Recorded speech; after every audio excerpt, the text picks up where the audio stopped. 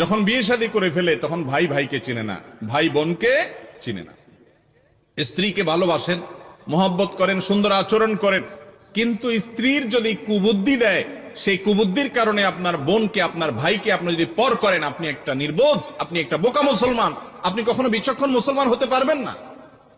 স্ত্রীকে স্ত্রীর হক আদায় করতে হবে, ভাই বোনেরটা ঠিকই করতে হবে, একজনের কারণে আরেকজনের উপরে অবিচার করা যাবে না। কিন্তু এই জায়গায় আমাদের অনেক মুসলমান ভাইরা আছে, আমরা ভুল করে ফেলি। ভাই বোনের কি অধিকার? প্রথম অধিকার হলো তাদেরকে আপনি মমতা দিতে হবে, স্নেহ দিতে হবে যদি ছোট হয়, আর যদি বড় হয় তাহলে শ্রদ্ধা করতে হবে, যে আমার বড় ভাই, বাবার পরে তাকে আমাকে শ্রদ্ধা করতে হবে, তার নির্দেশ মানতে হবে। তিনি অশিক্ষিত হলেও তাকে সম্মান করতে হবে, কারণ তিনি আমার বড় ভাই।